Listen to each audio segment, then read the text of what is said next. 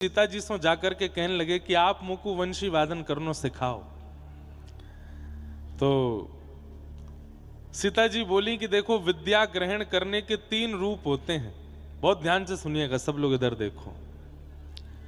विद्या ग्रहण करने के, कला ग्रहण करने के 3 रूप होते हैं।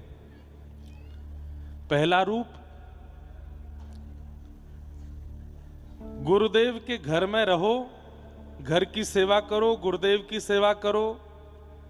गुरुदेव जहां जाएं पीछे झोला लेकर के चलो, गुरुदेव के वस्त्र धो, गुरुदेव को प्रसाद बना के खिलाओ, गुरुदेव के घर को स्वच्छ रखो। उसके फलस्वरूप फिर गुरुदेव को जब समय मिलेगा तब आपको शिक्षा देंगे। शिक्षा ग्रहण करने का एक स्वरूप क्या है कि गुरु की सेवा करो और गुरुदेव से वह शिक्षा ग्रहण करो। शिक्षा ग्रहण करने का दूसरा स्वरूप क्या है? गुरुदेव को उचित दक्षिणा प्रदान करो और गुरुदेव से शिक्षा ग्रहण करो।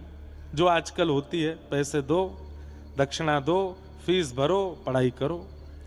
आजकल तो यूनिवर्सिटी, कॉलेज, स्कूल, ट्यूशन में ऐसा भी होता है, जो बच्चा समय से पैसे नहीं देता तो टीचर मना कर देते हैं, हम तुमको नहीं पढ़ाएंगे, पैसे नहीं दे रहे हो।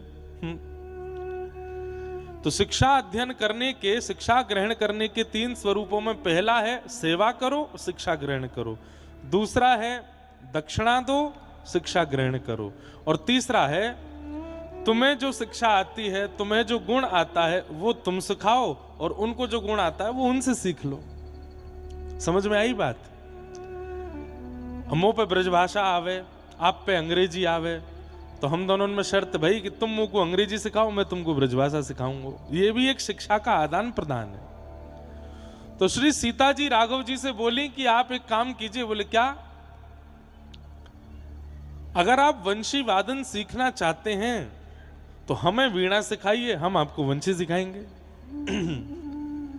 तो कैसा स्वरूप है कि श्री राघव जी वीणा लेकर के सीता जी को शिक्षण देते हैं कि वीणा कैसे बजाई जाती है, और सीता जी फिर वेणु वादन सिखाती हैं राम जी को, ऐसे वेणु वादन करते हैं।